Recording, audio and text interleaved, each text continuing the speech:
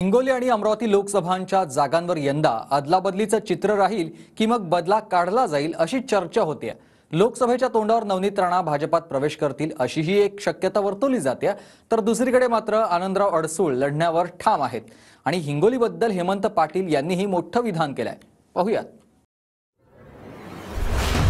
Ticket नाकारलं तर तुम्ही तुमचं पुढचं पाऊल काय असेल? कदाचित त्यांच्या मनामध्ये त्याच्यापेक्षा मोठं द्यायचा काही विचार असेल।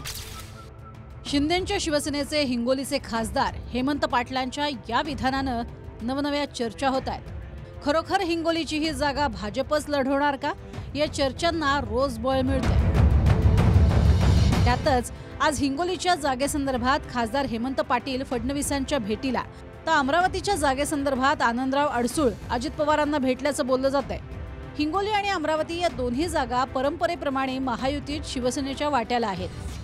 मात्र यंदा हिंगोलीवरती भाजपनं दावा केलाय, तर दुसरीकडे अमरावतीवरून रस्सीखेच सुरू आहे। हिंगोली लोकसभा ही भारतीय जनता पार्टीला दिली गेली पाहिजे। आपल्या सगळ्यांना आठवण नसेल, मंचावर की नागा आदरणीय घोगे साहेबांना तर आठवण नसेल, ही लोकसभा खरी आपलीच आहे।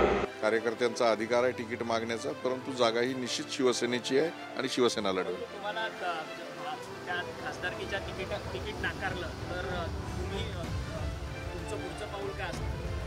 मला असं वाटत नाही नाकारतील, परंतु पक्षश्रेष्ठी ठरवतील।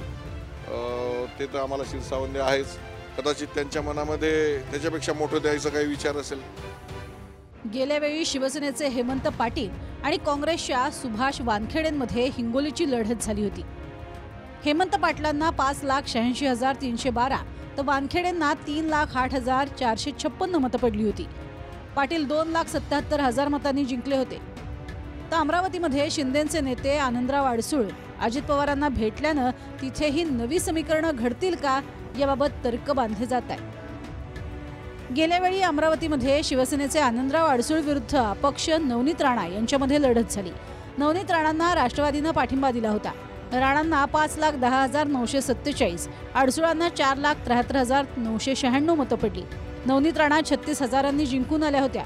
मात्र विजयानंतर नवनीत राणांनी काहीच दिवसात भाजपला पाठिंबा देण्याची भूमिका घेतली।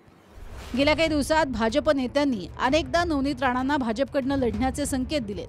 अमरावतीचा पुढचा खासदार हा कमळाचा असेल आणि भंडाराचा पुढचा आमदार सुद्धा हा कमळाचा असेल। आपण या ठिकाणी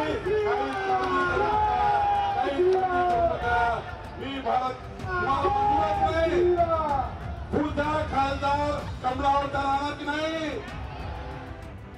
मात्र जर राणांच्या प्रचाराची वेळ आमच्यावर आली तर आपण संन्यास घेऊ अशी भूमिका अडसूळांनी घेतली आहे। तर कळेल, थोडीशी भाषा आपल्याला अवघड वाटेल, परंतु आपण सगळेच कपड्याच्या आतमध्ये नागडे असतो। काही लोक कपड्याशिवायही असतात की यांच्या प्रचाराला आम्ही जाऊ का? चायला एक वेळ ते राजकारण सोडून देऊ ना आम्ही, आणि ती वेळ पण येणार नाही खऱ्या अर्थाने। ते कळेल लवकरच आपल्याला।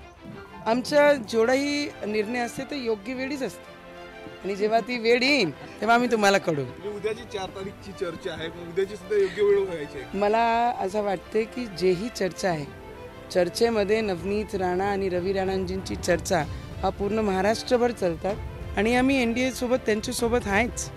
तर त्याच्यामध्ये काही नवल वाटण्यासारखं काहीच नाही आहे। पहिले ते राष्ट्रवादी काँग्रेसच्या याच्यावर पाठिंब्यानं निवडून आल्या, तेव्हा निळा हिरवा भगवा असं घेऊन लढत होत्या। आता त्या हिंदू शरणी झालेल्या, त्यानं दिल्लीवरून काय होईल त्याच्यावरच आहे सगळं। नाही तर एवढा मोठा निकाल थांबला असता का? इथं कोर्ट जर थांबतं इथं या देशातलं, तर काय राहिलं काय लोकशाहीमध्ये, जिवंत काय? भाजपला लहान पक्ष, आता युवा स्वाभिमानातल्या त्या खासदार आहे, तर त्यांना आता लहान पक्ष संपवायचा आहे। युवा त्यांचा स्वाभिमान मारला नाही गेला पाहिजे, त्याची काळजी BJPनं घेतली पाहिजे। भाजप पदाधिकाऱ्यांनी महायुतीत अमरावती, रत्नागिरी, हिंगोली, नाशिक, मावळ, कल्याणसह इतर काही जागांवर दावा सांगितलाय। मात्र शिंदेंच्या शिवसेना नेत्यांनी त्या जागा भाजपला देण्यास स्पष्ट विरोध दर्शवला। Bureau report, TV9 Marathi.